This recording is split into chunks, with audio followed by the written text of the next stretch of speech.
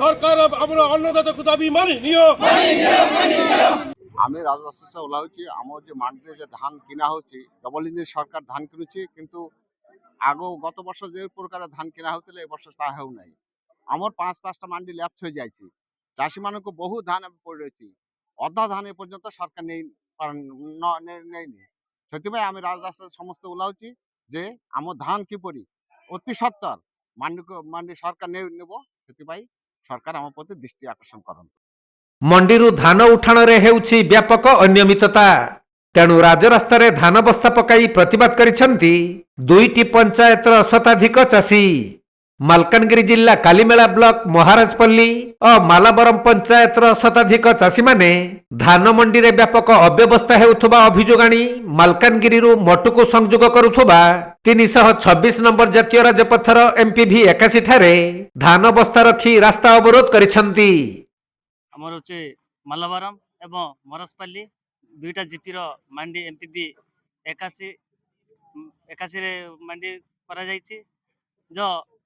ଆମର ଯେତେ ଜଣଙ୍କର ଟୋକେନ୍ ଛାଡ଼ିଛନ୍ତି ଛାଡ଼ିକି ହେଲେ ମଧ୍ୟ ଗୋଟେ ଦୁଇ ସପ୍ତାହ ହେଉଛି ଧାନ ଉଠି ପାରୁନାହିଁ ଏବଂ ତାଙ୍କର ଯେଉଁ ଟୋକେନ୍ର ଧାନ ଆସୁଛି ଆହୁରି ମଧ୍ୟ ଆଉ ଗୋଟେ ଡେଟ୍ ମଧ୍ୟ ଆସୁଛି ହେଲେ ମଧ୍ୟ ସେମାନେ ମଧ୍ୟ ତାଙ୍କର ମଧ୍ୟ ସ୍କାନ୍ ବି ହେଇପାରୁନାହିଁ। ତା ଆଗରେ ଯେତେଟା 2-3ଟା ମାଣ୍ଡିର ସ୍କାନ୍ କରାଯାଇଛି ସେ ଧାନ ମଧ୍ୟ ଏବେ ଯାଇ ଉଠି ନାହିଁ। ଏବେ ଯାଇ ସେ ମିଲର ବାଲା ମାନେ ମଧ୍ୟ ନେଇ ପାରୁନାହାନ୍ତି। ତ ଟାର୍ଗେଟ ମଧ୍ୟ ଆମକୁ ବଢ଼ା ହେଉନାହିଁ, ଯେତିକି ଟାର୍ଗେଟ ଆସୁଛି ଆହୁରି କମ୍ କରିଦେଉଛନ୍ତି। ଏ ସପ୍ତାହରେ ଦେଇଥିଲେ ଆମକୁ 800 କି 900, ତେଣୁକରି ଆମେ ମଧ୍ୟ ସେ ଟୋକେନ୍ର ସ୍କାନ୍ କରିବା ପାଇଁ ଆମେ ମନା କଲୁ। ଆମର ଯେହେତୁ ଗୋଟେ ସପ୍ତାହର 2500 ନଦେଲେ ଆମେ ଗୋଟେ ମାଇଣ୍ଡର 2500 ନଦେଲେ ଆମେ ତାଙ୍କର ସ୍କାନ୍ ଦେବା ପାଇଁ ଏବେ ଆମେ ଦେବୁ ନାହିଁ।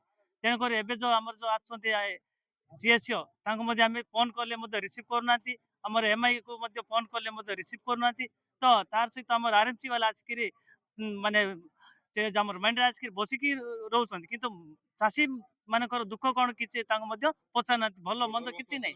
ତେବେ ମଣ୍ଡିରେ ଧାନ ବିକା ଏବେ ଚାଷୀଙ୍କ ପାଇଁ ଯନ୍ତ୍ରଣା ପାଲଟିଛି। କେତେବେଳେ ଟୋକନ ମିଳୁନି ତ ଆଉ କେତେବେଳେ ମଣ୍ଡି ଖୋଲୁନି। ଯେଉଁଠି ବି ମଣ୍ଡି ଖୋଲିଛି ସେଠୁ ଧାନ ଉଠୁନି। ଏହିପରି ବିଭିନ୍ନ ସମସ୍ୟା ଦେଇ ଗତି କରୁଛନ୍ତି ଚାଷୀ, ଯେଉଁଥିପାଇଁ ଆଜି MPV 81ରେ ମହାରାଜପଲ୍ଲୀ ଓ ମାଲାବରମ ପଞ୍ଚାୟତର 2 ସରପଞ୍ଚଙ୍କ ସମେତ ଶତାଧିକ ଚାଷୀମାନେ ମାଲକାନଗିରିରୁ ମଟୁକୁ ସଂଯୋଗ କରୁଥିବା ମୁଖ୍ୟ ରାସ୍ତା ଅବରୋଧ କରିଥିଲେ। ଖବର ପାଇ ମଟୁ ପୁଲିସ ଘଟଣାସ୍ଥଳରେ ପହଞ୍ଚି ଚାଷୀଙ୍କ ସହିତ ଆଲୋଚନା କରିଥିବା ଦେଖାଯାଇଛି। ଯେ ମୁଖ୍ୟ ଉଦ୍ଦେଶ୍ୟ ହେଉଛି ଆମର ଟୋକନ ଯେତେବେଳେ ଆସିଛି ସେ ଟୋକନର ଦାନ ଏ ପର୍ଯ୍ୟନ୍ତ ଉଠୁନାହିଁ, ଯେଉଁଟାକି ମାନେ ଗଭର୍ଣ୍ଣମେଣ୍ଟର ଯେଉଁ ନିର୍ଦ୍ଦେଶ ଅନୁସାରେ କହିଥିଲେ ଯେ ଟୋକନ ସିରିଏଲ୍ ପଡ଼ିବ, ସିରିଏଲ୍ ଅନୁସାରେ ସବୁ ଦାନ ଉଠିବ, ସବୁ ଟୋକନରୁ ଦାନ ନେବୁ ବୋଲି କହିଥିଲେ। କିନ୍ତୁ ସିଏ ବର୍ତ୍ତମାନ ହେଇପାରୁନାହିଁ। ସେ ଟୋକନକୁ ଏଠି ବାଦ ଦେଇକି ଧରନ୍ତୁ 21 ତାରିଖରୁ ଯେଉଁ ଟୋକନ ଅଛି 21ରୁ ନ ନେଇକି ସେ ଫେବୃଆରୀ ମାସରୁ 7 ତାରିଖ ଦାନ ଉଠାଉଛନ୍ତି। ଏଠି ମନମାଳିନ୍ୟ କରୁଛନ୍ତି ମିଲବାଲା।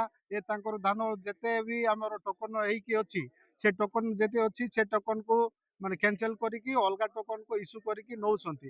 ଆଉ ଯେଉଁ ଧାନ ଗୁଡ଼ାକ ସ୍କାନ୍ ହେଇକି ଅଛି ସେ ଧାନ ବର୍ତ୍ତମାନ ପଡ଼ିକି ରହିଲା, 3 ସପ୍ତାହ ହେଲା ଧାନ ଉଠାଉନାହାନ୍ତି। ଯେଉଁ ଲୋକଙ୍କର ନୂଆ ଟୋକନ ଆସିଯାଇଛି ସେ ଲୋକ ତାର ଧାନ ପକାଇବା ପାଇଁ ଜାଗା ନାହିଁ, ସରକାର ଏଠି କିଛି ଧ୍ୟାନ ଦେଉନାହାନ୍ତି।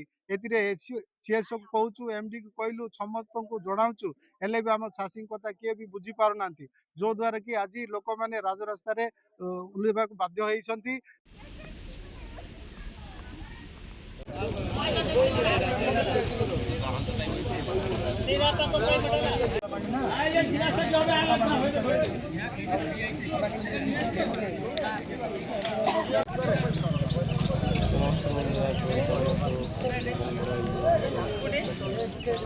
ମାଲକାନଗିରି ଜିଲ୍ଲାରୁ ସନ୍ତୋଷ କୁମାର ପଣ୍ଡାଙ୍କ ରିପୋର୍ଟ, କୋଣାର୍କ ଲାଇଭ୍।